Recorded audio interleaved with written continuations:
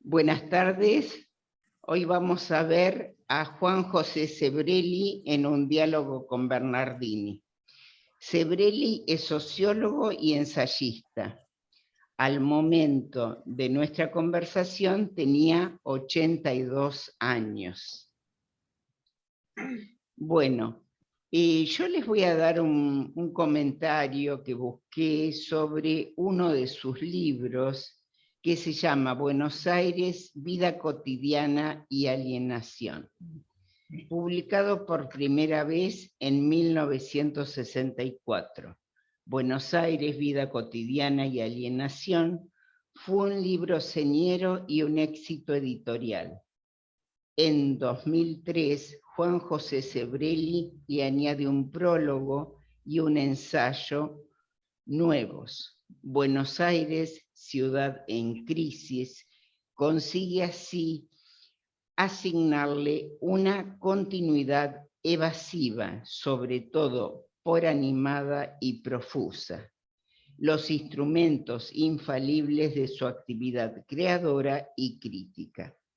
En Buenos Aires, Vida Cotidiana y Alienación, Sebrelli, sin participar de la jerga de una escuela o grupo, sin renunciar a la buena escritura y al estilo, inauguraba una manera de hacer sociología en la Argentina. Casi 40 años después... ¿se cortó? No, ahora está bien. Ahí volvió Marta. Sabemos, ya lo leímos. Bueno. Entonces, casi 40 años después, encuentra la manera de establecer un puente entre dos realidades contrastadas por el paso del tiempo. No la ciudad, cuya identidad pese a todo permanece, sino los conocimientos que definen y, negándola en apariencia, la caracterizan. A Sebrelli le basta un prólogo para poner en perspectiva adecuada un pasado en el que con toda la pugnacidad del presente, las ideas del marxismo, de la fenomenología del existencialismo, trataban de imponerse a los hechos. Le basta su poder de análisis e interpretación para incorporar en el nuevo ensayo. Buenos Aires, ciudad en crisis, la gravitación de nuevas instancias, nuevas ideas, nuevas situaciones, nuevos valores, o no tan nuevos. Sebrelli claramente, como casi nadie ve en el presente, los rastros del pasado, y en este la irrevocable aventura disuade. No profetiza, no sermonea, no dictamina. Argentina con la sabiduría y la sobriedad de un hombre de letras, de un hombre de pensamiento. Como en todos sus libros anteriores, Sebrelli es capaz de leer en la urdimbre social y cultural los signos inequívocos de la ciudad, de las ciudades, la Buenos Aires mítica, legendaria, la pobre Buenos Aires en pos de un cambio que le devuelva su prestancia civil y urbana, su orgullosa estampa prestada de ciudad europea en medio de un destino o una tragedia propia digna de América Latina. Bueno, un pequeño comentario sobre su libro, como para dejarlos empezar a ustedes, qué es lo que más les llama la atención de Sebrelli. Bueno,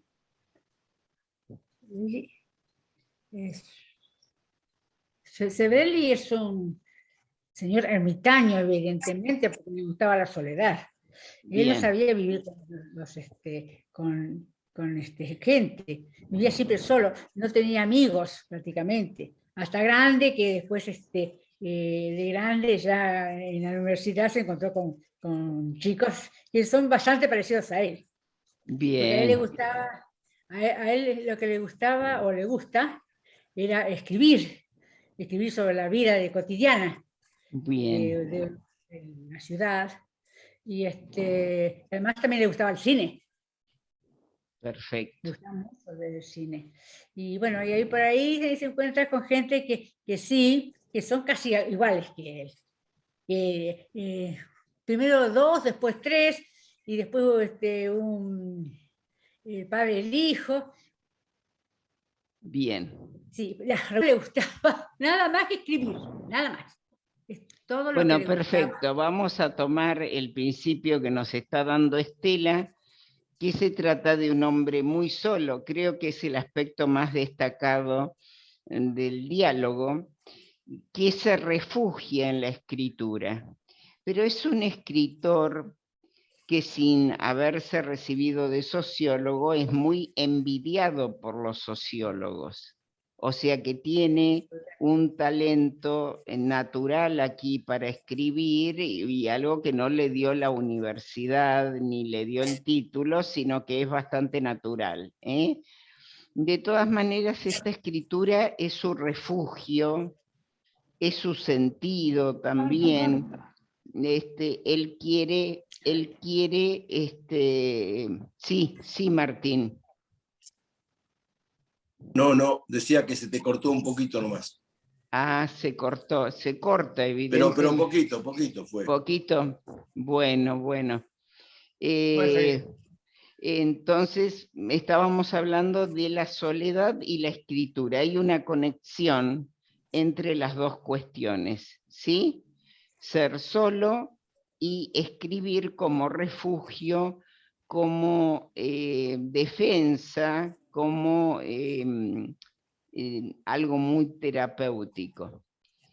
Lo que padece Sebrelli es una fobia social, que se llama, que si ustedes ven la otra clase de la otra comisión, ahí estuvo muy bien explicado, pero les digo un poquito que es una fobia social, es un trastorno mental crónico en el que las interacciones sociales causan una ansiedad irracional.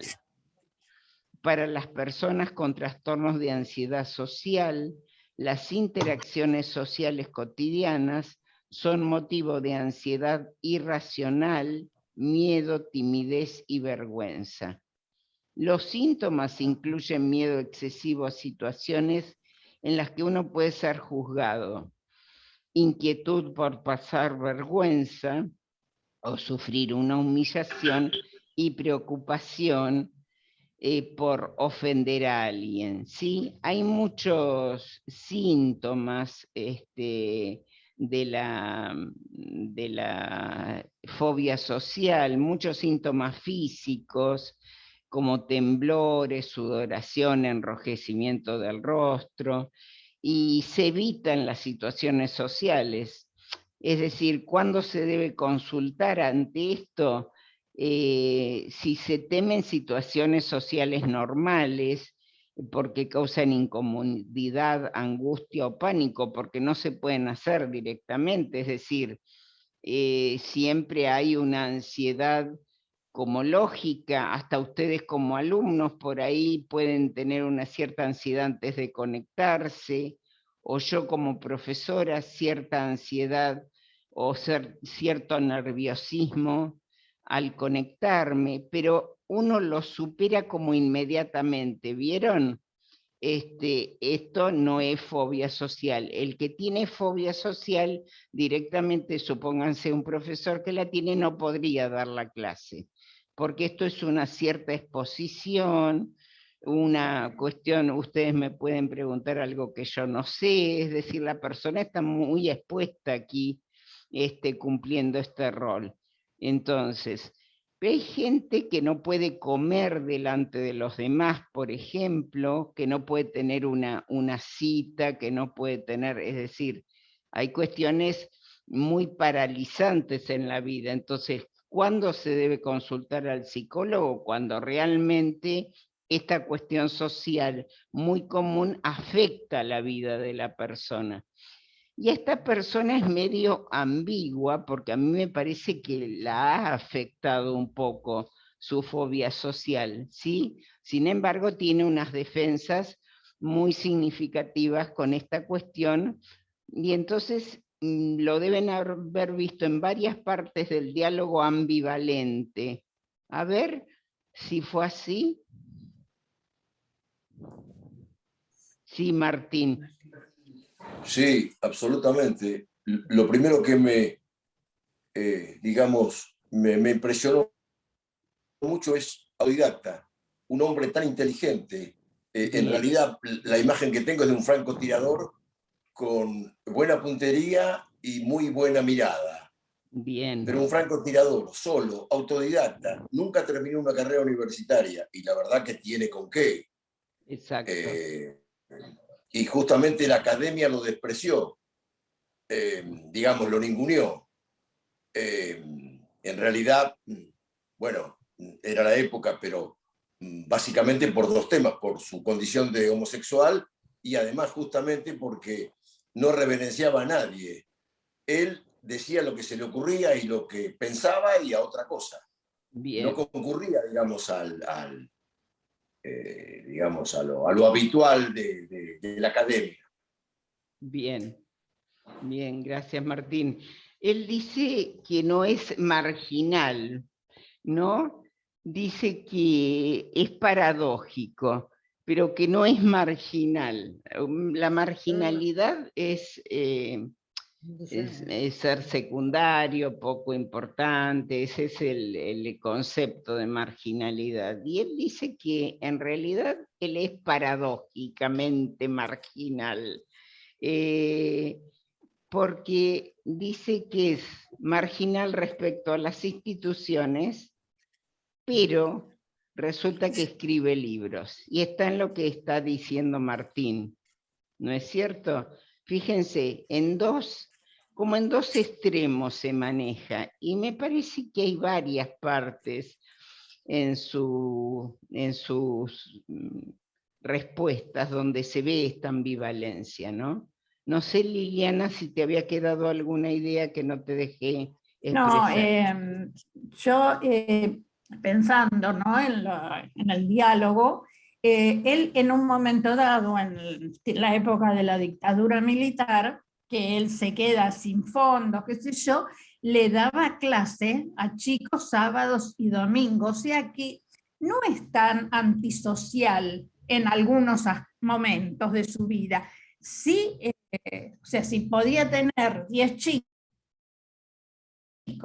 los toman también sábado y domingo, no sé hasta qué punto él se va a su soledad después. Y habla de la madre como que la madre era aburrida, porque él se dedicó a otras cosas, como muchos de nosotros buscamos en nuestra soledad hacer cosas que nos gustan. A él le gusta escribir, bueno, qué sé yo, pero no estoy de acuerdo con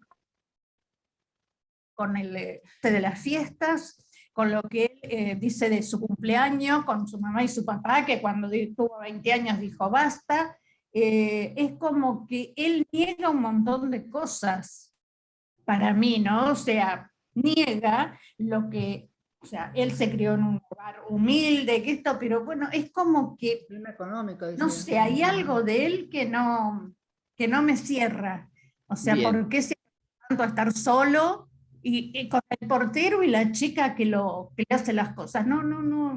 Bueno, vamos a tomar de Liliana la soledad.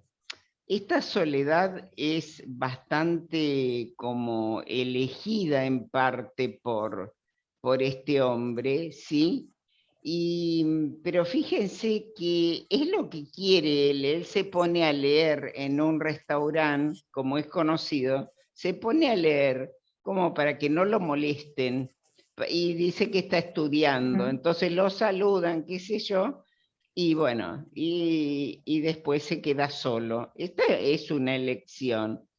Yo creo que tiene que ver mucho su condición sexual en otra época, es decir, no es una homosexualidad en esta época, donde esto está mucho más charlado y mucho más aceptado a pesar de todos los inconvenientes que existen todavía. Entonces la soledad es como que se le formó. y él tiene un disfrute en esa soledad, pero tiene una imposibilidad de vincularse con el otro también. Cuando habla de sus amigos, habla de bueno, 4 personas específicamente, y son personas que por ahí no lo han llamado cuando se les murió la madre a uno de ellos, ¿no? Entonces, esta cuestión de que es ser amigo de alguien también, ¿cómo considera él la amistad? Porque, digamos, yo no creo que en una persona de la condición como más o menos está él, bueno, no tenga, si tiene realmente un amigo, es al que llama en un momento de desesperación o en un momento de algún tipo de inconveniente, ¿verdad? Con lo de la madre, acá hay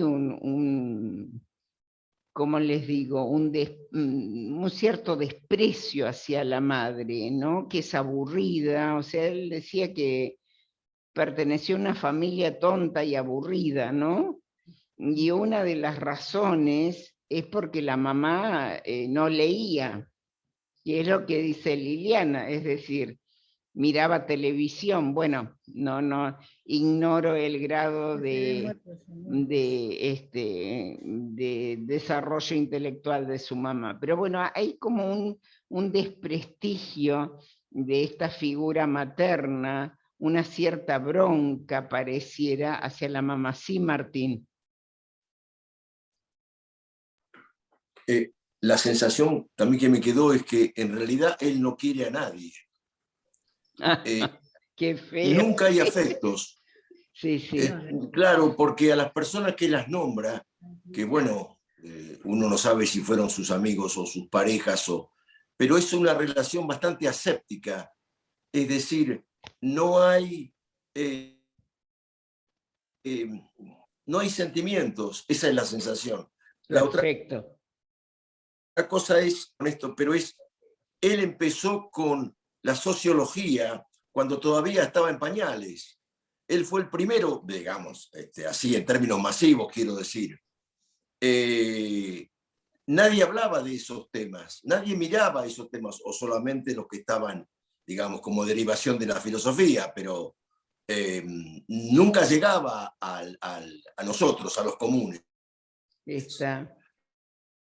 Eso también como que un francotirador, es decir, estaba en otra cosa, digamos. Está, y en esto que nos está diciendo Martín tenemos otra paradoja, ¿no? Porque fíjense que se dedica a la sociología, que en realidad es el estudio del grupo humano, de la cultura que puede desarrollar el grupo humano, de los intereses de un determinado grupo en un determinado momento histórico, en fin, eso estudia la sociología. O sea, un gran interés por los grupos, y él se siente incapacitado de hacer algo en equipo, dice por allí, ¿verdad?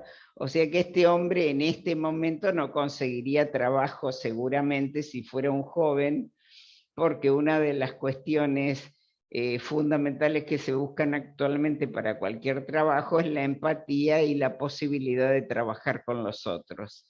Fíjense que él lo dice directamente, es muy malo para los equipos.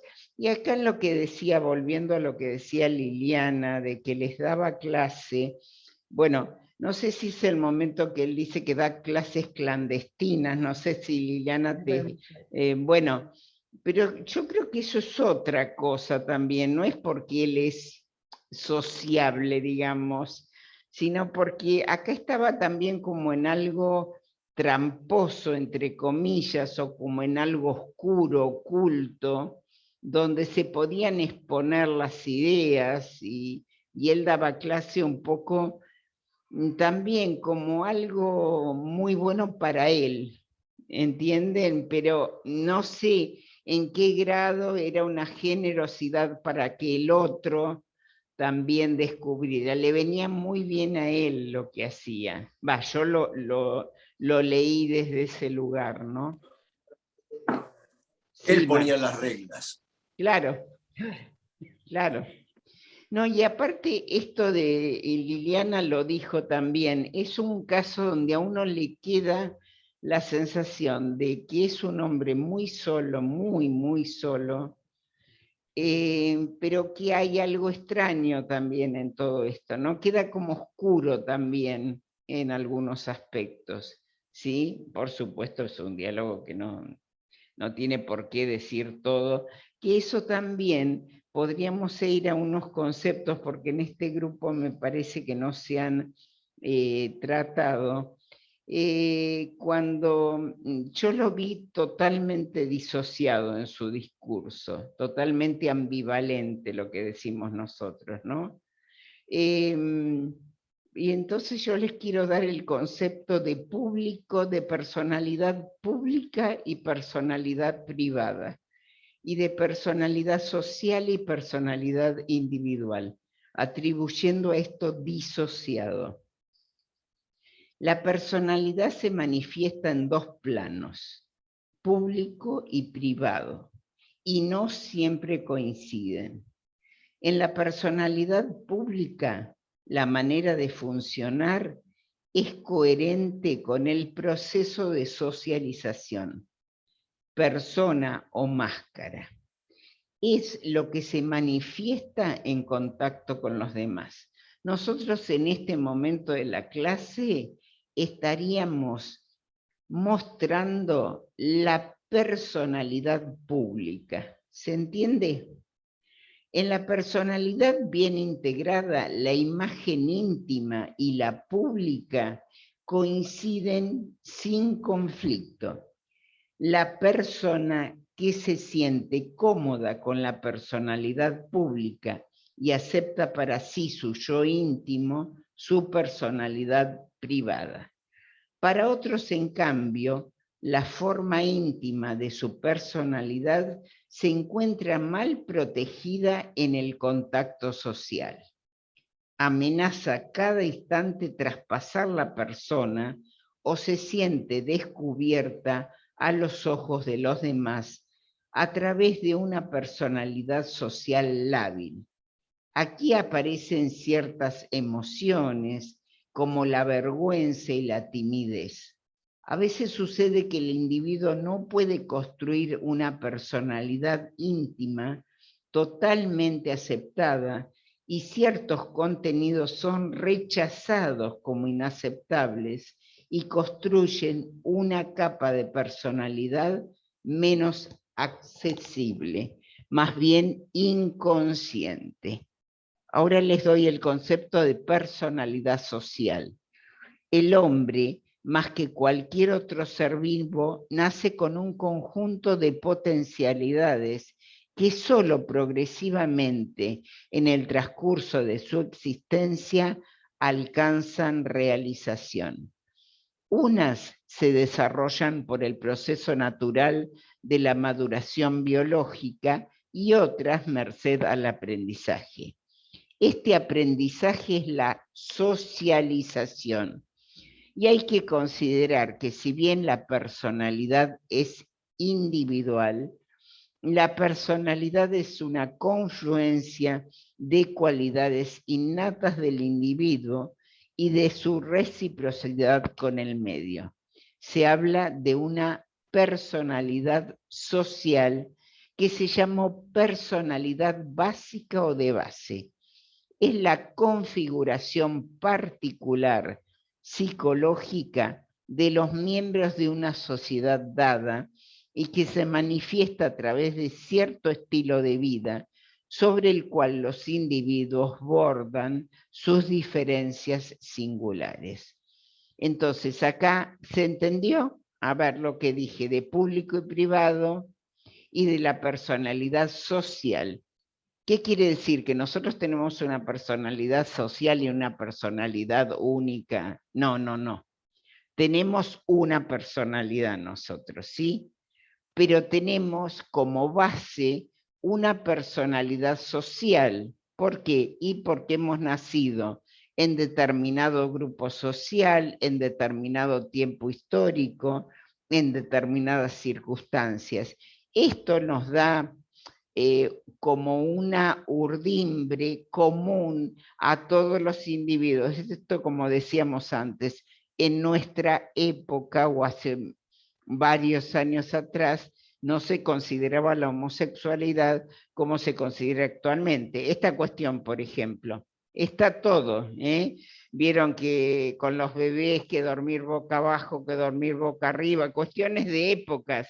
Las abuelas sabemos que, bueno, les dicen a nuestros hijos cuestiones totalmente diferentes a las que hicimos nosotros con ellos y seguramente a la que hicieron nuestros padres con nosotros y nuestros abuelos mucho más. ¿Se entiende? O sea, la personalidad social sería una cuestión básica de todos los individuos de una sociedad dada. Y esto es lo que es más estudiado por la sociología.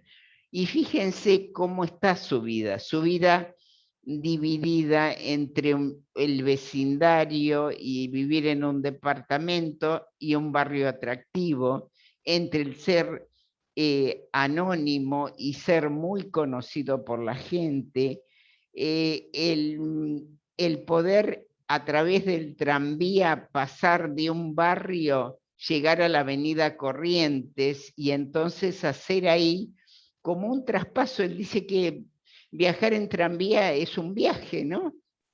Entonces, ahí ven, fíjense en todo esto que les estoy diciendo yo, cómo coincide entre lo que es público, privado.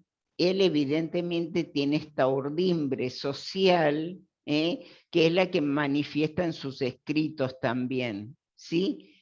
Pero tiene una disociación entre su personalidad individual y la personalidad pública, digamos, el no individual, entre la personalidad privada y la personalidad pública. No sé si me expliqué o les hice más lío. Cuéntenme si se entendió.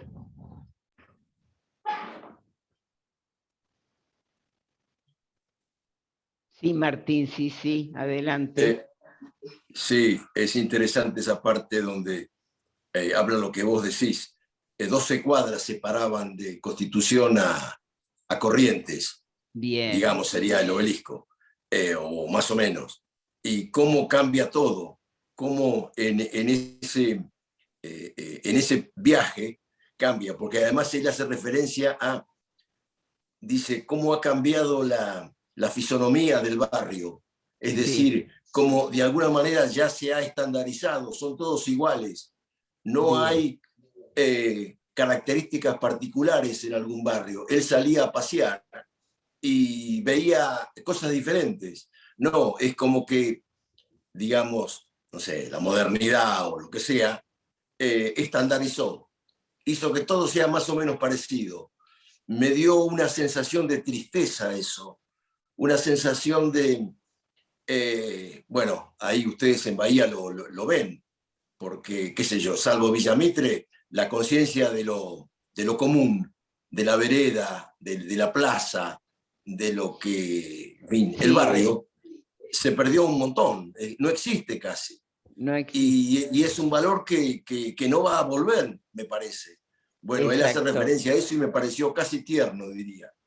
Muy bien, muy buen aporte, realmente es así. Él habla de una identidad que se fue perdiendo, esto de los cines de los barrios, por ejemplo, que cada cine, cada teatro, aunque fuera muy pequeño, cada lugarcito tenía como su característica, y ahora vamos al cine de los shopping y realmente son todos iguales en todos lados. A mí me pasó como a Martín, como una cierta tristeza de pensar la idiosincrasia de estos barrios que existía como identidad. Por eso él habla también de que no existe una identidad argentina, si quieren, no me acuerdo si lo dice así, pero sí, que en esto tiene muchísima razón, porque evidentemente si comparamos alguien que vive en Ushuaia con alguien que vive en Salta, las diferencias que vive en Ushuaia, quiero decir que ha nacido y se ha formado todo este proceso de socialización, donde influye hasta el clima en toda esta estructura de personalidad. Ustedes saben que vivir entre montañas determina alguna cuestión en la personalidad, por ejemplo. O sea, el de la persona del norte. Sí, Martín, adelante, adelante. Sí, yo, digamos, enseguida asocié a un entrerriano. Tiene mucho más que ver con un uruguayo. Claro. Digamos, son parientes, juegan al fútbol, qué sé yo, todo. O un mendocino con un chileno, qué sé yo, o un salteño con un boliviano o paraguayo. Exacto. Y es como que, ¿qué tiene que ver ellos con nosotros? Bueno, casi urbanos, digamos, ¿qué es el ser nacional? Porque ese es el tema central. Exacto. ¿Qué es el ser nacional? Exacto. Porque eso hace que trabajemos con un objetivo común. En la medida que no definimos el ser nacional, que hay un proyecto nacional, bueno, tenemos un problema. Exacto, tenemos mucho problema, pero realmente acá habría que ir por región y por, en realidad, regional, que es completamente diferente, desde el número de habitantes hasta las posibilidades y las oportunidades que brinda Ushuaia o Salta, para decirlo en términos de punta a punta. Realmente, o sea, se tendría que trabajar con él en ese sentido. A mí me gustó, ¿no? Porque hablaba de esto de la identidad. Sí, Elsa. Adelante, Elsa, habilitate el micrófono.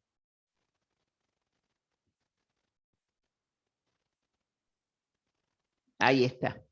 Yo estaba escuchando, lo leí muy por arriba porque estoy con mi nieta acá y no he tenido mucho tiempo de hacer las cosas como debe ser, como lo hicieron ustedes. Ah, no hiciste los deberes, te vamos a retar. Hice muy bien los deberes, bien. Pero estás en clase, así que ya por eso estás salvada. Vamos. Pero tener a mi nena acá es único. Es único. No, pero yo tomé, cada uno enfoca a veces de acuerdo a su personalidad o a lo que le parece en el momento. Cuando habló del tranvía, del cambio que era de lo que era Buenos Aires, de las calles que se sacaron para hacer la 9 de julio y cambiaron la fisonomía, yo creo que eso se ve como un progreso, como él después hace también una asociación con la forma en que él escribía, que era muy desprolijo, que copiaba, que después borraba, que pegaba, y que ahora con la tecnología, con una computadora puede borrar, volver atrás. O sea, me da la sensación que por ese lado aprecia el desarrollo tecnológico y los cambios que se producen. Y es una verdad que el hecho de cuando estaba el tranvía era un mundo, y ahora el mundo es otro. Perfecto. Pero no solamente la Argentina o el sentido argentino, el mundo es otro. Fíjate que ayer se cayó la tecnología y todo el mundo se quedó sin conectarse. O sea que ya no podemos comparar una cosa con otra, son dos vidas distintas. Y me llamó la atención que, siendo una persona que lo veía, como decían ustedes, tan introspectivo y más de lo que a él le interesaba, como esa parte la tiene, como que la iba llevando muy bien. O sea que él tiene la idea del desarrollo cultural, de la tecnología, básicamente de la tecnología. Me llamó la atención porque decía, ahora puedo escribir y puedo borrar, y yo antes tenía que tachar y pegar los papelitos, adosarlos. Me dio la sensación que él estaba al margen de lo que decían los círculos académicos y oficiales, pero sin embargo tenía la capacidad de apreciar eso y tener su espacio, una personalidad muy especial que es respetable, no todos lo pueden hacer. Otros Perfecto. Mal, por no sentirse aislado, por no sentirse segundo, y bueno, él fue él. Me parece respetable. Bueno, esa es mi conclusión. No, muy buena, Elsa, muy bien. Está bien lo que decís. Yo lo asocio, lo que estás diciendo vos, a la parte de envejecimiento. Cuando le preguntan qué es envejecer, me hiciste acordar a esa parte, porque él dice que en realidad, como él sigue escribiendo, su parte intelectual como que está en el mejor momento en este. Yo lo atribuyo a lo que estás diciendo, o lo uno a lo que estás diciendo vos, Elsa. Es decir, se ha ayornado en alguna cuestión, como poder escribir con la computadora, pero yo lo veo limitado, o sea, en esto sí, bueno, no debe haber tenido otra más un escritor, ¿no? Porque vieron que dice que escribe un libro en un año y lo corrige en 3, así que se imaginan la corrección del libro, ¿no? Entonces, por supuesto, es mucho más fácil con el tema de la computadora, pero es como inevitable, pienso yo, que un escritor no, en este momento no escriba en la compu. A ver, tenga la edad que tenga, me parece, pero esta es un aspecto muy destacado y muy bueno. Sí, Liliana. Para mí tiene una personalidad muy rara, porque en un pasaje él dice que cuando iba a la calle Corrientes, que recorría Viamonte, que estaban los cafés de la gente que hablaba de literatura, otro hablaba de cine, y él estaba ahí charlando, que después se despedía y no sabía ni el nombre de la persona. O sea, algo raro en su persona. Porque si uno va a un café o a un bar habitualmente, como lo hacía él, tenía que conocer a alguien. ¿Cómo que no, ni el nombre? Es algo muy... Bueno, esto está muy relacionado, Liliana, con lo que dijimos al principio y con lo que te explicaba yo de fobia social. La fobia social es muy, muy brava. No, es un miedo irracional, exagerado, digamos, donde hay muchos aspectos psicológicos a trabajar y a elaborar, ¿entendés? La persona no es que le tenga miedo al otro, realmente no puede conectarse con el otro. Entonces prefería el desconocido en el sentido de ningún compromiso con esa persona. Prefiero no saber ni su nombre para no tener ningún lazo, ¿no es cierto? ¿Entendés? Pero por eso te parece raro, porque quizás es un extremo para mí de fobia social sin trabajar, porque en los medios que andaba también, filosóficos, de discusión, como escribe y demás, grande lector, podría haber pedido una ayuda, para mí no lo he hecho nunca, ¿no? Una ayuda que colaborara, por eso había cierta comodidad en esa soledad también, por eso hablábamos al principio de una soledad bastante elegida, por eso te parece raro. Él no quería saber el nombre del otro, estaba en este anonimato. Hay una palabra que aparece más de una vez, que es la alienación en el diálogo, ¿sí?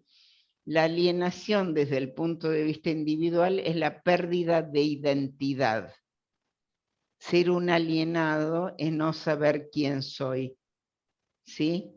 Eso es algo importante acá. O sea, este hombre tiene una cierta alienación consigo mismo, y una búsqueda permanente de este saber quién es, y ha encontrado pocos referentes, porque da a entender que hasta los 20 años su vida fue un sufrimiento permanente, gracias a que encuentra una persona de su misma condición sexual que lo lleva, lo introduce en un mundo diferente, ¿no? Escriben juntos revistas y bueno, es su gran amigo. ya les digo, con un sentido de amistad que también alguien comentó, sí, Martín. Nunca hay afectos. Es decir, no quiere a nadie.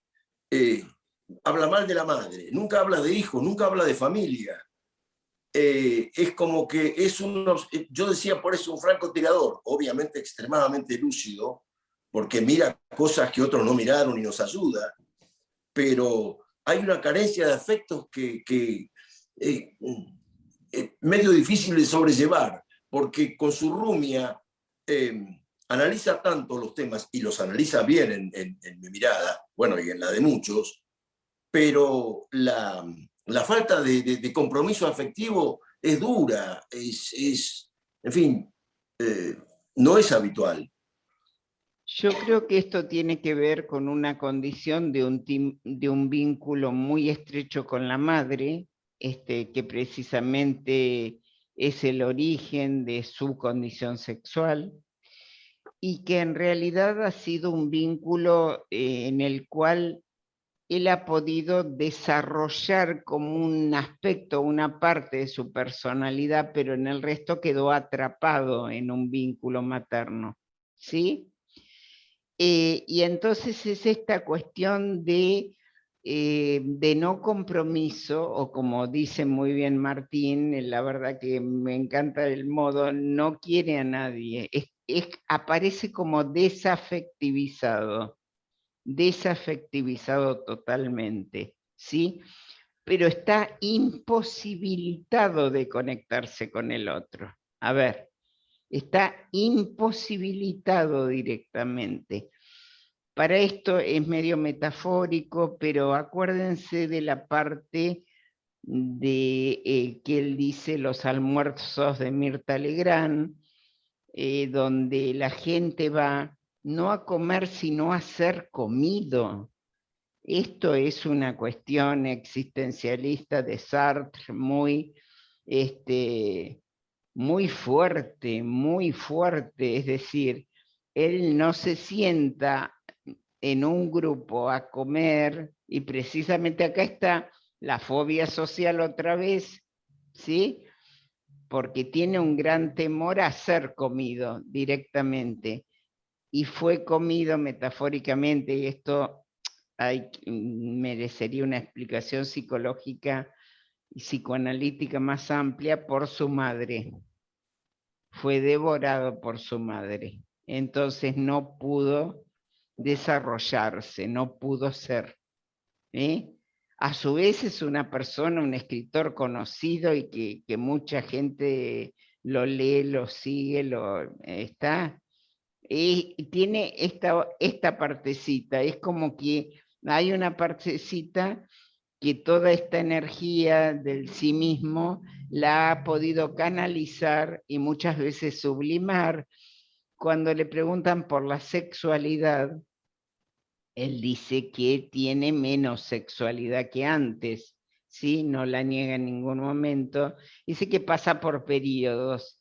Y hay periodos de sublimación. Bueno, la escritura es una sublimación de la sexualidad. Sería la energía sexual canalizada por el escribir. Sí, Martín, adelante. Yo no sé si da para esta clase, pero cuando vos haces referencia a que él fue devorado por su madre y asociás a su condición sexual a eso, ¿podés desarrollar un poco más ese tema? Sí, simplemente decirte que hay un Lacan, que es un psicoanalista que se apoya en Freud, pero en realidad elabora su propia teoría. De todos modos, hay que conocer mucho a Freud para entender a Lacan, que es muy difícil. Habla en una metáfora del cocodrilo, de la mamá cocodrilo. La mamá cocodrilo es la mamá que puede trasladar a su cría de una orilla a la otra en la boca, ¿sí? La tiene que mantener entreabierta esa boca, porque si no se devora a la cría. Eso, bueno, utiliza esa metáfora, cómo es la posibilidad de que no devore a la cría, de que no, dice, vaya a saber qué mosca le pica a la cocodrila, por decírtelo así, y en un momento determinado cierra la boca, y cuando cierra la boca, devora a la cría, ¿no es cierto? ¿Cuál es la única posibilidad que tiene la cría de no ser devorada? Es que el cocodrilo macho ponga un palo en la boca de la cocodrila. Entonces es esta intervención del padre para que la madre no devore a su cría. No sé si se entendió la metáfora. Es la tercerización en términos de Freud. Es decir, el bebé cuando nace tiene un vínculo simbiótico estrechísimo con la madre y una necesidad de ese vínculo imperiosa, porque si no, no sobrevive directamente, ¿sí?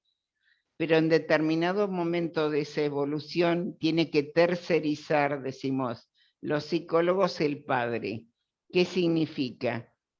Que tiene que intervenir el padre, porque si no la madre queda en esta simbiosis con el hijo y el hijo no puede salir de este vínculo. No sé si me explico. Sí, perfecto. Perdón, esto se aplica a los hijos varones. ¿Cómo juega en las mujeres? Bueno, y sería similar, o sea, pasarlo, trasladadlo, o sea, a ver, esto sería siempre la falta de padre, es un tema de identificación, acá me voy más a Freud que a Lacan. En realidad, vos cuando nacés, tu primer gran amor es la madre, sea varón o sea mujer, ¿sí? Si vos sos un varón y el papá no interviene en el vínculo, no tenés modelo identificatorio, que podríamos poner a Sebrelli acá, de un varón. Entonces, la única posibilidad de identificación es su madre, mujer. ¿Está? Entonces, por eso adquiere características de mujer, digamos, femeninas. ¿Sí?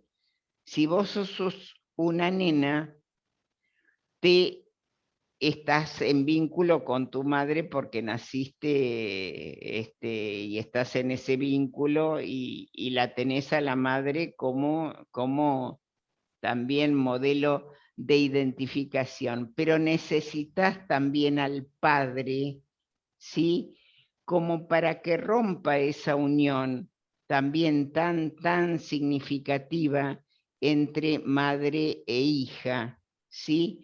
Porque acá también la mujer se identifica con la mamá y no tiene ninguna posibilidad de lo masculino, entonces queda enganchada en una relación, digamos, de mujer a mujer. No tiene la posibilidad de enamorarse de un varón. ¿Entendés? Esto sería el Edipo en Freud, ¿sí? Explicado de esta forma. Siempre se necesita la intervención del varón, porque si no hay una identificación. La mujercita que no tuvo a un padre que tercerizara, y bueno, buscará otra mujer en realidad siempre, porque nunca, ¿entendés?, tuvo esta figura masculina. Y el varón queda identificado con la madre porque en realidad no ha habido aspectos paternos o masculinos que lo hayan marcado. Esto es como explicaba el psicoanálisis. Yo actualmente no me animo mucho porque realmente no conozco lo nuevo con todo esto, ¿sí? Porque esto tiene que haber sido modificado de una manera interesante para todas las cuestiones que hay actualmente de género. Entonces estamos hablando de época victoriana, que había una familia de padre, madre, hijo también. Eso era el modelo de familia de aquella oportunidad. Ahora viste que hay dos varones que son los padres, a su vez aceptan a la mujer que dio el óvulo y que, bueno, entonces tienen 3 padres, 2, sí, sí. Por eso, porque a partir de tu razonamiento que cierra, es perfecto, digamos, uno natural, yo por lo menos lo comparto absolutamente. ¿Cómo es eso cuando hay entonces 2 padres, 2 varones y 2 mujeres? ¿Cómo juega eso? Eso, y ahí, ¿ves? Me vas a hacer agarrar fobia social, porque no, en realidad no te lo sé contestar, Martín. Realmente, si hay investigaciones, yo no las conozco. Yo creo que en realidad no hay demasiado publicado, o yo no lo encuentro, o no es algo que me apasione en este momento. Quizás por eso debe haber estudios, pero te quiero decir, no son publicaciones como nosotros estudiábamos a Freud, o son publicaciones o cuestiones muy nuevas, porque esto de la identidad de género, esto es decir, viste, de 2 varones que críen una niña, por ejemplo, uno se supone cómo va a ser la identificación, y bueno, pero lo que pasa es que esos 2 varones, generalmente uno juega un rol que nosotros decíamos femenino y el otro masculino. Entonces, bueno, pero ignoro esos psiquismos en que van desde embarazos, desde los quintillizos por inseminación en adelante. Es decir, hay consecuencias, tiene que haber consecuencias psicológicas muy interesantes, pero no las sé, Martín, como para responderte de manera científica esto. Tengo intuiciones, pero no me animo a comunicarlas porque no están basadas en lecturas y no lo sé. Pienso que tiene que ser algo, por eso alguien decía por allí que estamos en un mundo diferente y que no se puede comparar. Yo creo que sí se puede comparar, pero realmente que es muy diferente, y en esta diferencia tenemos que aceptar esto de no tener mucha certeza de algunas cosas, ¿no? Antes nosotros con complejo de Edipo explicábamos todo, es decir, era como algo básico en un consultorio y demás. Yo ya te digo, como tengo 70 años casi, y bueno, me va bien con lo que hago, y bueno, no me he perfeccionado en esta cuestión, ¿no? O leído más, o sea, qué cantidad de cuestiones. Me pidieron una clase y me acuerdo que había 20 posibilidades sexuales, o sea, hasta la no sexualidad dentro, alguien que se considera que tenía un nombre que ahora no me acuerdo. Bueno, pero los estudié para la clase, pero yo creo que es un tema muy, muy profundo que merece, no sé, mucha investigación como para sacar alguna conclusión, ¿no? Porque que un chico sea criado por 3 padres, y tiene que tener sus consecuencias sin duda. Sí, Martín. Lo que decís es lógico.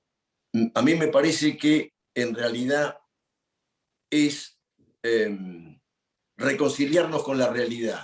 La realidad es que hay homosexuales y tienen sus derechos. A Seguro. Partir de ahí, claro, entonces es como que es al revés. Después vendrán, digamos, los estudios, los trabajos sociológicos que nos van a dar ciertas pautas de cómo se soluciona el tema o cómo es la normalidad, digamos, de ello. Pero empezamos al revés, empezamos a considerar una situación de hecho. Los hay, tienen sus derechos, bueno, en fin, veremos qué pasa. Perfecto. Yo acá coincido plenamente que creo que es el primer paso de gente de 70 años como nosotros, es el primer paso. El hecho del otro día lo hablaba con una paciente, que nosotros en este momento creo que lo que tenemos que hacer es tratar de comprender este tipo de diferencias con nuestra época y con lo que hemos aprendido y hemos formado. Lo cual no significa estar de acuerdo. A ver, una cosa es comprender al otro en su realidad, como decís vos, Martín, la realidad se impone, ese es un dicho de Freud, mira, la realidad se impone, o sea, en este momento seríamos negadores totalmente si dijéramos que las familias, o sea, estos modelos, hay una novela que me comenta una persona, me comentaba el año pasado, no me acuerdo cómo se llama, famosa, donde también es una chiquita que tiene familia con el óvulo de alguien, con el esperma de ella, con el espermatozoide de no sé quién, con alguien que la va a cuidar, pues la da en adopción, y bueno, y después terminan como 4 madres criando a la chiquita.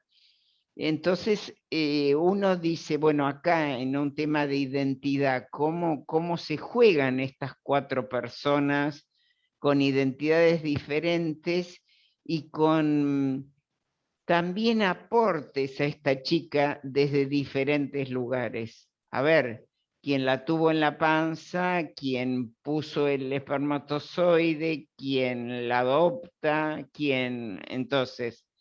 Acá creo en la novela se encargan todas las madres, todas las que participaron se encargan de la chica. Entonces, y bueno, pero no lo veo tan como ciencia ficción como si lo hubiera visto hace 20 años esto, ¿no? No lo veo, me lo han comentado, pero digo, es muy difícil, es muy complicado el tema, muy, muy complicado, porque la cantidad de variables que intervienen, y Martín dijo una palabra, ¿qué es la normalidad? Esa es otra cuestión, ¿qué es la normalidad? ¿Y qué es lo anormal? Michel Foucault. Claro, bueno. Pero acá criterio estadístico, criterio cultural para hablar de normalidad, criterio de generalización, porque todos hacen tal cosa, eso es lo normal. El estadístico en la curva de Gauss, si estamos en un extremo somos infradotados y en el otro superdotados, eso es lo anormal. En fin, es decir, son cuestiones que desde lo personal creo que nunca se van a resolver, ¿no? Pero bueno, pero sí nos movilizan a pensar y yo creo que es respetar, comprender, por más que uno no esté de acuerdo, ¿no? Y si nos piden opinión, darla, y si no, no. Sí, Martín. A mí me parece una gran cosa, más allá de estos temas que plantean dudas serias, fundadas. ¿Quién no ha tenido en su familia solterones o solteronas que tuvieron una vida, no diría castrada, pero una vida sufriente, quizás sufriente? yo te ayudo con la palabra, doliente, sufriente, el hombre exactamente. doliente. Entonces, claro, entonces qué lástima que ellos no pudieron vivir esta etapa, porque en general gente que se dedicaba a sus sobrinos o a otro o a la comunidad que construía, y en un aspecto estaban absolutamente vedados, es decir, no era para ellos. Digamos, de alguna manera hay una integración que me parece espectacular. Exacto. En recuerdo de ellos, digamos. Está. Es el mismo planteo que, bueno, y ahí como para volver a Sebrelli, de la religión también y los cuestionamientos religiosos, o que un sacerdote te hablara del amor matrimonial. A ver, nosotros teníamos charlas prematrimoniales, me acuerdo, donde un sacerdote nos daba, no sé si eran consejos, qué sé yo, qué era lo que nos daba. Pero bueno, teníamos que asistir porque si no, no nos podíamos casar. Entonces uno asistía como un muy buen mandato. Y el cura se atrevía a dirigirte a alguna cuestión, ¿no? Se atrevía, por supuesto, si uno lo aceptaba. A ver, yo reconozco, vengo de colegio religioso, un montón de cuestiones y un montón de aprendizajes que me costó mucho desaprender como para vivir más libremente a lo largo de mi vida. Y pienso que a todos esas cuestiones religiosas impuestas, y resulta que nos hemos enterado que el sacerdote que nos casó por allí, luego se casó él, salió de sacerdote, por ejemplo. Entonces, a ver, Perdón, en el mejor de los casos. En el mejor de los casos, sí, por no decir otros ejemplos, claro, que son 200.000 en Francia. Exacto. 200.000 en Francia, dijeron hace poquito. Que son atroces. O bueno, también les puedo contar algo lindo para no meternos en un terreno muy desagradable con esto. Yo, por casualidad, me conocen las hermanas Clarisas de Puan. Y bueno, y yo tuve pacientes de estas mujeres que querían ingresar, como les hacía un psicodiagnóstico a las personas, ¿no?, que querían ingresar.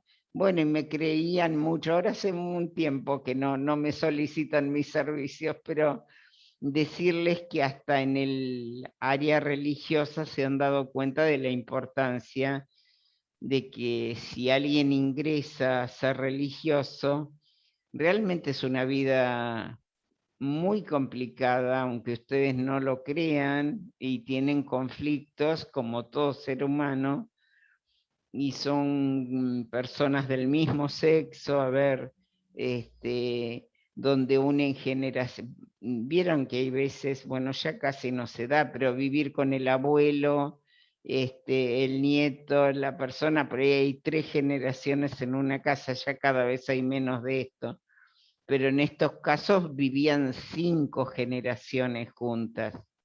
La de clausura que vino de Italia, que directamente era el silencio absoluto, a la que ingresaba, que bueno, ya es con otras posibilidades y otras aperturas. Entonces yo creo que en esta modificación y en este cambio hay una transformación, que creo que él habla de transformación, Sebrelli también. Hay una transformación. Lo que pasa es que las transformaciones son lentas, hablando de grupos sociales, y como dice Martín, que él piensa en algún familiar o en algún conocido y dice qué lástima, ¿no? Qué lástima, porque en realidad todo esto va cambiando, sin duda. Nuestros hijos tienen todos conceptos muy diferentes a los conceptos o maneras de tratar la homosexualidad, por ejemplo. Sí, no es... paradigmas. Claro, claro. Y bueno, entonces la cosa va cambiando. Pero por otro lado, desde lo personal, les digo, así como hay veces que hay cosas que me asombran, hay veces que hay cosas que no acepto, también me moviliza todo esto, ¿no? En el sentido de la incertidumbre, de la inquietud que mueve, Por eso siempre les digo yo, no tener certezas tampoco. Nosotros tenemos aprendizaje de todos los temas ya a esta edad. Entonces, pero bueno, en movimiento eso, en movimiento, tenerlos en movimiento, ponerles aunque sea el signo de interrogación, como digo yo. Después no importa que lo respondamos o no. Hemos sobrevivido a los cambios. Claro. Hemos sobrevivido a los cambios. Bueno, pero eso indica una adaptación. Esto mismo que nos ha pasado de la pandemia no ha sido gratuito para nuestro psiquismo. No ha sido, y bueno, y fíjense que medio nos estamos parando y de una manera bastante buena. Estuvimos mucho encerrados, mucho, con consecuencias, y bueno, y no siendo todos nosotros, no tenemos la característica de soledad de Sebrelli, que a su vez es a lo que le tiene miedo. Fíjense qué ironía, nuevamente la disociación. Porque cuando le preguntan a qué le tiene miedo, él dice a la soledad. Y es un tipo extremadamente solo. Ahí tienen otra paradoja. Claro, pero en su discurso uno diría que caramba, le tiene miedo a la soledad y la verdad que está solo. Exacto. No quiere a nadie. Y le tiene miedo a lo que él, digamos, practica, a lo que él es devoto. Pongámonos de acuerdo, digamos, reconciliémonos con la realidad. Reconciliémonos porque él dice también que él, bueno, cuando le preguntan sobre la vejez, dice que en realidad la sociedad no quiere al viejo o no le gusta el viejo, que a él sí, porque es conocido. A ver, nuevamente, va de un extremo al otro, o sea, él se está salvando de esta, ¿entienden? ¿Por qué? Porque la gente lo conoce. Fíjense, entonces va de un extremo al otro. Hay una palabra que, bueno, yo la tuve que buscar en el diccionario, la emplea mucho Kovadlov, pero nunca me había puesto a ver de qué se trataba, y él la emplea varias veces en el diario, que es lumpen. ¿Alguno sabe lo que significa y quiere explicarlo? Yo realmente lo tuve que buscar. Yo también la busqué en el diccionario. Ah, bien. Bueno. Porque digo, ¿qué es esto? Marginal, una persona muy pobre. No pensé nunca que podía hacer eso. Por eso estaba, cuando él dice los cines de la gente, de los lumen, ¿qué es eso? Ah, no pensé. Sí, vamos a escuchar a Martín, que nos quería decir algo. Lo que yo tenía era, no lo miré, pero sí era de lo marginal, de lo menor, de lo no deseable. Es decir, una persona de bien no debe frecuentar esos lugares ni esas conductas. Bien. Digamos, un prostíbulo es un lumpen. Ah, bien, bien. Sí. Les digo, acá en el diccionario dice grupo social urbano formado por individuos socialmente marginados, como indigentes, mendigos, etc.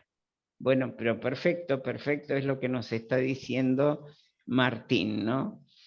Entonces es esta, yo creo que va de un extremo al otro, y yo, busco fotos para poner al principio de las clases, y sinceramente tiene una cara de doliente, hablando de doliente o sufriente.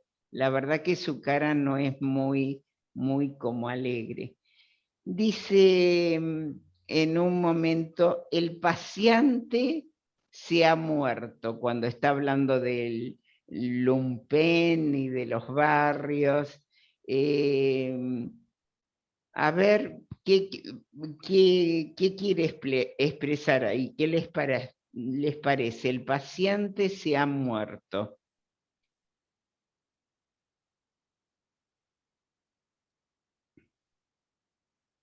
Sí, dale, Liliana.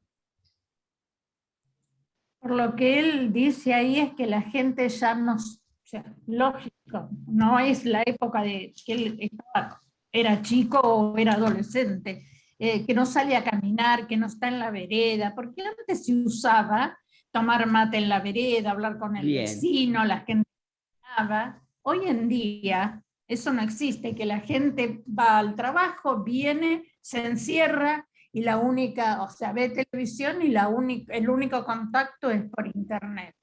Yo no creo que sea tan así. O sea, yo no creo. Porque, o sea, a nuestra edad, uno sale, y a mí me encanta caminar por Buenos Aires, es algo que siempre descubro algo nuevo. O sea, ahora que viene el tiempo lindo así de primavera, es hermoso ir a Buenos Aires y caminar. Y mucha gente camina, mucha gente mayor, mucha gente joven, o sea que yo no lo veo como lo ve él. No. Bien, bien, pero bueno, o sea, el paciente ha muerto porque ya la ciudad no es la que era, ¿eh?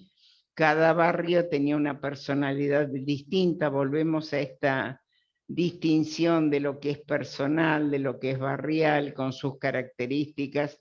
A mí lo del cine me impactó porque realmente es así, ¿no? Uno va al Ateneo Buenos Aires y se queda, bueno, maravillado y bueno, y en algún barrio todavía queda algún cine también. No soy de Buenos Aires, pero iba bastante seguido, y bueno, entonces él dice que todo eso ha muerto, ahí hay una añoranza también y una nostalgia muy grande, en lo que él expresa. Vamos a seguir un poquito, a ver, le agradaba charlar con desconocidos para preservar su soledad. Habla de una identidad local y no de una identidad nacional, que eso ya lo tratamos. ¿Se puede reemplazar los aspectos de la vida anterior?, le pregunta Bernardini, y él dice que no, porque a los 20 iba al centro, a los 30 escribió su primer libro, pero él nota una transformación en sí mismo muy significativa también. Vieron que él se nota diferente con el tiempo, acá se nota transformado, ¿sí? Le pregunta qué se necesita para escribir un libro. A ver, Estela, querías participar. Sí, no, lo que yo quería decir que él tiene miedo, dice que no tiene miedo a la muerte, lo que tiene miedo es a la enfermedad postrada. Exacto. Entonces, él pretendía la eutanasia. Bien. En caso de que pasara eso. Y que iba a ir a Suiza, a 4 clínicas en Suiza que hay dedicadas a eso. Y los médicos dicen, no, nadie quiere saber nada, solamente uno solo. Bueno, no sé si está explicado, ¿no? Yo creo sí, no, esto de la muerte está bueno también para analizar, está muy bueno, ¿no? Porque él dice que no le teme a la muerte, le teme en realidad a la de que... sí, pero sí, esa depresión que tiene de vivir así, en estado vegetativo, eso es lo que más tiene miedo a él. Exacto. ¿Quién lo va a atender? Porque él decía que Exacto. las personas que lo atendían no era la familia, ni amigos, ni nadie, sino era el portero y la chica que tenía en la casa. Por eso, esto es lo que nos tiene que dar, es una profunda tristeza de no tener una red social. A ver, por más solitaria que la persona sea y por más que disfrute esta soledad y por más que a él se le solucione todo escribiendo, leyendo. Estaba cómodo en eso. Exacto, fíjate que no busca otra cosa, está acomodado a esta. Pero esto de decir, y dependo de la empleada doméstica y de la empleada doméstica que tenía, a ver, porque la nueva por ahí ya no le cumple todas las condiciones. Es muy triste depender de una empleada doméstica en el sentido que vaya, dice, en mi entierro no va a haber mucha gente, y no creo que Tiene sea. razón, tiene razón. Martín. Lo que tiene miedo es el olvido. Él tiene Ahí al olvido. está. Ahí está lo paradójico, Estela. El olvido y la soledad. Él le tiene miedo a la soledad y al olvido. Y olvidado no va a ser, porque evidentemente las personas que dejan un testimonio escrito, precisamente no. Sí. Pero no sé si él, esto desde lo personal, no sé si lo alcanza a vislumbrar, ¿no? O está tanto en ese mundo interno, en ese mundo propio, en ese mundo con imposibilidad de dar, de darse en realidad, que bueno, hay un egoísmo realmente muy, muy grande. ¿No es autismo eso? ¿No es autismo? Puede tener algunos rasgos de autismo, sí. Puede ser, Estela, puede ser. No me animaría a decirte que es autista, pero bueno. Claro, nadie lo probó todavía. Claro. Pero... Sí, Martín. Sí, el vínculo con los otros como utilidad. Claro. Nunca hay afecto, siempre utilidad. Es decir, me vinculo con los otros porque me son útiles. Exacto. En realidad no me importan los otros. No, es terrible. Así como es lúcido y nos ayuda, en lo otro la verdad que tendría que ir este muchacho a un psicólogo, a alguien, querido, organizar un poco la cabeza, dicho con respeto, ¿no? Sí. Pienso igual, por supuesto él está muy cómodo, pero yo también acá en esta comodidad, aparente comodidad que tiene, debe haber muchos demonios internos, Martín, también que en realidad no aparecieron en el discurso, pero mucha cuestión interna de dolor, de dolor, de soledad. Pero si nosotros pensamos que hasta los 20 años estaba festejándole el cumpleaños, y a partir de ahí que yo me hago la época de facultad, que ahí conoce a alguien que los rescata un poco de esta cuestión familiar también muy cerrada, con quién pasaban Navidad, con quién, no sé, bueno, está bien, hay mucha gente que ni les gustan las fiestas, pero bueno, esto de no reunirse con alguien, con un amigo, y bueno, acá tiene todo un esquema que compraban una botella de champán con la madre, y después, ¿qué hacía? Brindaban y se iba a escribir o a leer. Pareciera que no hay alegría en su vida, que no hay felicidad en su vida, aunque me parece que le pregunta algo de la felicidad. Esperen, que esto me lo he perdido, no me lo acuerdo para comentárselos. Pero bueno, después si alguno se acuerda que era ser feliz o si era feliz, me parece que le pregunta Bernardini. ¿Alguno de ustedes lo tiene claro? Si no, ya vamos a llegar. Bueno, ya vamos a llegar, no se pregunten. Les voy a leer una frase, dice, ¿qué se necesita para escribir un libro? Quedarse en casa 8, 6 o 7 horas. O sea, también esto de la escritura como un trabajo de este escritor que te dice, yo me levanto temprano, me siento en la computadora y en realidad escribo así, cotidianamente, como un trabajo. No es la inspiración que uno imagina, el momento quizás como escribimos, los que escribimos algo, en un momento como una necesidad y demás. pareciera que es algo rutinario y cotidiano, ¿no? Esto pero bueno, esto lo dicen casi todos los escritores famosos, tienen esta forma de escribir, ¿no? Es una cosa cotidiana, con horario y demás. La esencia de las pasiones populares, de las decisiones masivas, es no saber envejecer.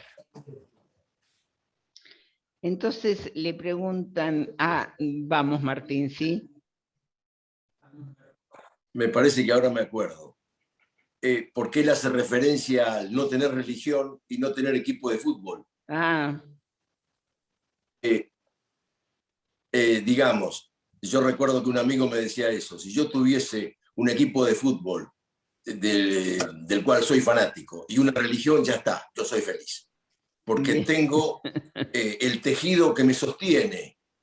Digamos, si tengo dudas, bueno, en fin, voy a la cancha y grito los goles o me voy amargado porque nos golearon, y si no, voy a mi iglesia y bueno, en fin, como estructura que me sostiene. Creo que él hace referencia a eso. Bien, bien.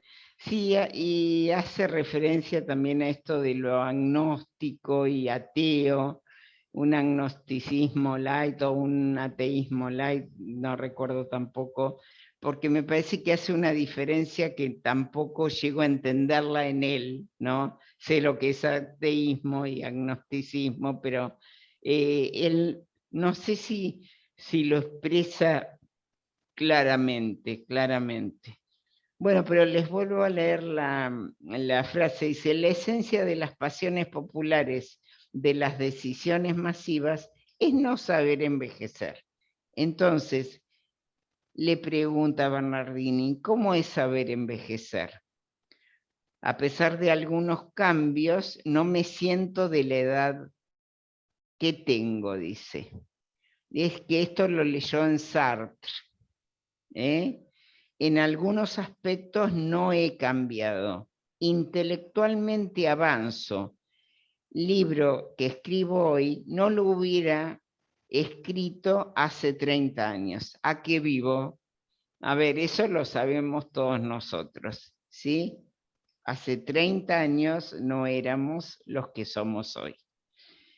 Esto del nombre del curso, de la sabiduría que tenemos en este momento, es porque tenemos la edad que tenemos. A ver, si pudiéramos nacer ahora con el bocho cargado, como dice una persona muy conocida, y bueno, realmente qué distinto que sería todo, ¿no? ¿Qué les parece?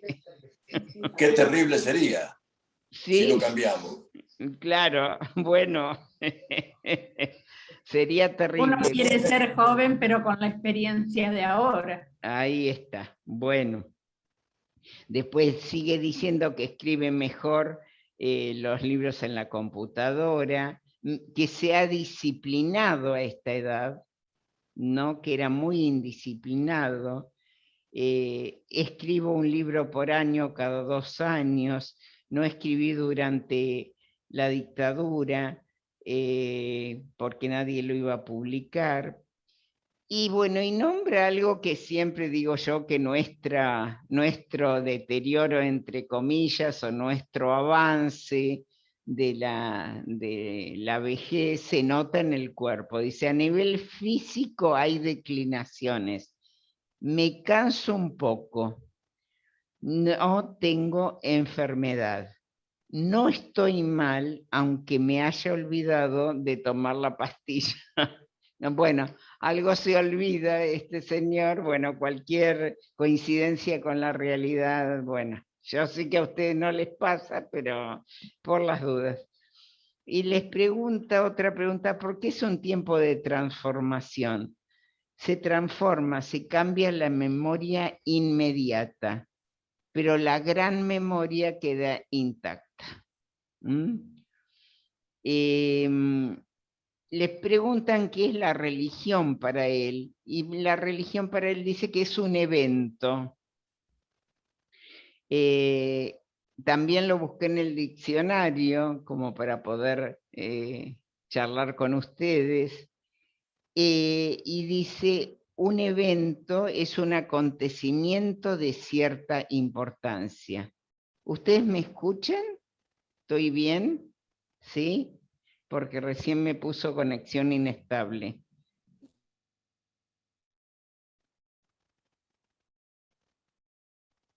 Estabas en que la religión es un evento. Sí, que es un acontecimiento de cierta importancia y nombra algunos eventos como la muerte de Juan Pablo II o de Lady Di, ¿no? No pasó nada, en fin. Claro, y los eventos tienen que ver con estrellas, dice él. Y después copié una frase de Claudio Magris, que dice, las plazas se llenan, pero las iglesias se vacían. ¿Qué sucede con los jóvenes y la religión? Y bueno, dice que van a festivales los jóvenes, a recitales, que no van a la iglesia, que no se confiesan, que comulgan sin confesar.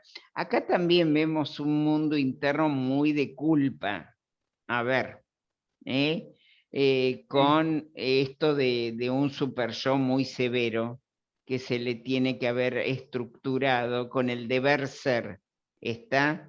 Bueno, y ese deber ser estaba muy cuestionado ya por su condición sexual. ¿Está? Así que también, no solamente doliente, sino culpable. Ya que dice que los jóvenes comulgan sin confesarse y esto es terrible. Sí, Martín, adelante. Cuando dice que el Papa dio Sí. una conferencia o algo y había cientos de miles de personas, pero a la mañana siguiente la cantidad de preservativos que encontraron era inaudita. En realidad se juntaron para tener sexo. Exacto. Es decir, si hubiese sido el Papa o Freddie Mercury, es lo mismo. Exactamente, exactamente. El 95% te dice que es católico, pero el 95% no lo practica. El control de la natalidad, por ejemplo, hablando de los preservativos. Pero el cuestionamiento básico a la Iglesia Católica, eso es así, tiene razón. Exacto. La realidad es que no sé con los musulmanes, pero me parece que también, es decir, con las tres monoteístas, no sé con los musulmanes, pero en los católicos y en los judíos, yo creo que es claro que mucha menos gente profesa. Está. Me parece, en los católicos seguro, en los judíos no sé, pero en los musulmanes menos sé. Pero está Bien. claro que las monoteístas, digamos, crecen los protestantes, en fin, los evangélicos, todo eso, pero los otros no. Es cierto, totalmente de acuerdo. Le preguntan por qué el católico es católico, dice por su familia, por el país, por la cuestión geográfica, pero no leen la Biblia. Le pregunta qué es la indiferencia moral y dice el ateísmo light. No van a misa, no les preocupa nada, no les interesa el dinero, les interesan las diversiones. Les debe interesar el dinero también, acá debo haber copiado mal. El fútbol es más importante que la religión, esto que también ya lo dijimos. Le pregunta si hubo tropezones en su vida, pero dice que sí, pero que un tropezón no es caída, este dicho, y el mayor tropezón fue la dictadura militar, y ahí habla de la Universidad de las Sombras. Le preguntan qué es el sufrimiento, y él dice que no tiene sufrimientos cotidianos, tiene sufrimientos existenciales. Bueno, que son peores que los cotidianos, digamos. Así que como sufriente lo podemos dejar sufriente. Dice, tengo sufrimientos existenciales y dice, no soy un hombre apasionado, que ahí también se los quiero relacionar con lo que él considera que es una pasión, ¿no? Ustedes saben que la pasión tiene la duración del sentimiento y la intensidad de la emoción. Es decir, ser un apasionado tiene algo duradero en el afecto y tiene algo intenso como es la emoción. Está acá Elsa, por ejemplo, está con su nieta, está emocionada con su nieta, ¿sí? La ha impactado que esté en su casa su nieta, esto es muy intenso, y por supuesto tiene una pasión por su nieta porque este sentimiento la debe adorar a su nieta. Nunca charlamos de esto, pero estoy segura que así es. Entonces tiene la duración de los sentimientos, también las pasiones. Ahora dice él, primero dice que no es un hombre apasionado en algún punto, y ahora no encuentro la otra parte, pero me la acuerdo, que dice que una pasión es un vicio. No sé si se acuerdan de esa parte. Es un vicio, dice. Entonces, un vicio no lo alcanzo a meter en lo que es una pasión, ¿sí? Y él dice que en realidad también no envejece y qué sé yo, y se va manteniendo así por sus pasiones. ¿Cuáles serían sus pasiones? Bueno, el cine, el coleccionar estampillas, esto lo considera como sus pasiones, ¿sí? El cine, y nunca se dedicó, por ejemplo, a ser director de cine o a ser ni siquiera periodista de espectáculos, ¿sí? No de espectáculos, de cine, crítico de cine. Es decir, sus pasiones tampoco digamos, las ha puesto en marcha, ¿no? Y hace alusión a un cuento que por eso relaciona la pasión con el vicio, porque hace alusión a un cuento y dicen que una persona se está por suicidar y lo llaman porque falta uno en un juego de mesa, ¿no? Entonces se olvida de que se quería matar. ¿Está? Y ahí tienen la conexión pasión, vicio, y bueno, yo les diría sentido de vida. Para mí es un apasionado en algún punto con la escritura, con la lectura, debe haber leído este hombre impresionante, con el nivel. A mí fue el caso que más me hizo ir al diccionario, con las palabras, con el vocabulario, en fin. Creo que realmente esta riqueza intelectual la tiene y la tiene impecable, evidentemente, ¿no? Así que en este sentido yo lo doy como un apasionado acá. No sé qué les parece a ustedes estas pasiones de vida que son las que sostienen, ¿no? Estoy de acuerdo.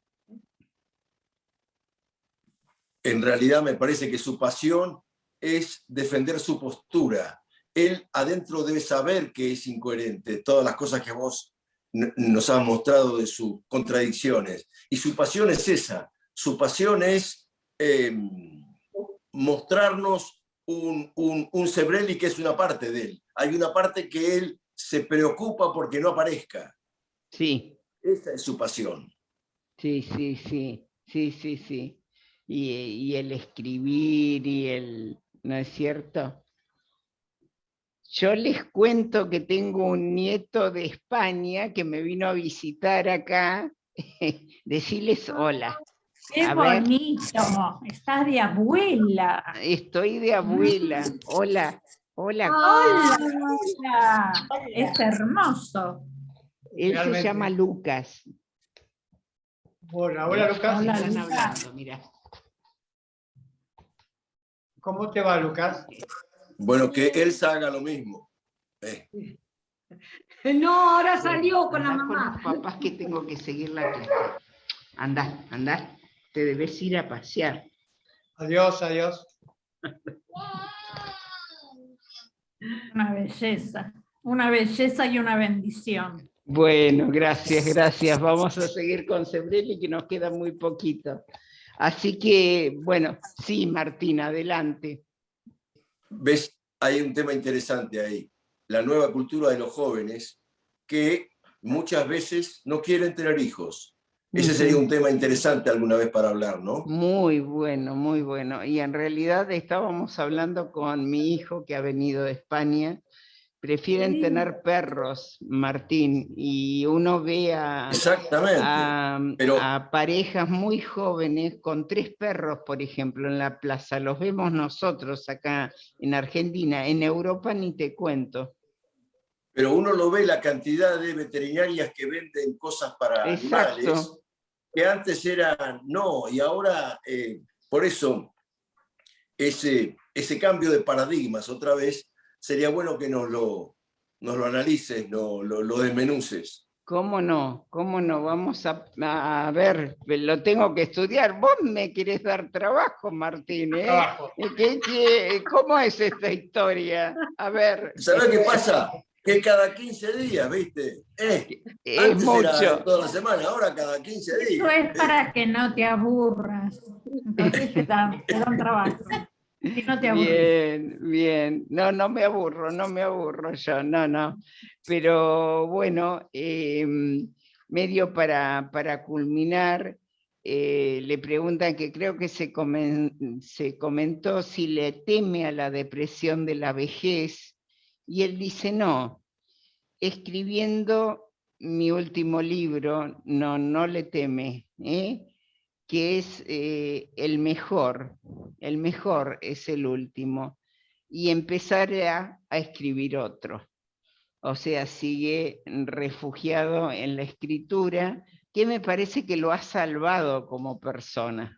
Este hecho, esta habilidad que debe haber coincidido, tanta lectura que ha tenido en esta soledad que ha vivido, especialmente por su condición, porque da la sensación, esto no se los terminé de decir, que recién a los 20 años, 19 años, él empieza algún tipo de cambio con esto o una mayor aceptación de su condición sexual. Él se define como raro, ¿vieron? Que era una persona rara. Entonces, si podemos pensar que se considera una persona rara, en realidad se considera internamente con mucha culpa, con mucha depresión, con mucha tristeza, y bueno, no está fácil esta aceptación de una personalidad individual. Socialmente conocemos un escritor, conocemos como el aspecto sano de su personalidad. Hay muchos oscuros que han quedado en el tintero, que si esto lo escucha mi nieto, dirá que es el tintero, porque evidentemente acá se nota la edad. Bueno, les agradezco el haber compartido la clase, ya les mandé el próximo. Un placer. Y Un placer la próxima, siempre, a ver si podemos preparar algo de paradigma, cuando se vaya el nieto en noviembre, les prometo, a ver, complacer un poco esto, tengo que investigarlo, así que así será. En 15 días nos vemos, Dios mediante. Chao, gracias Marta. Adiós. Gracias.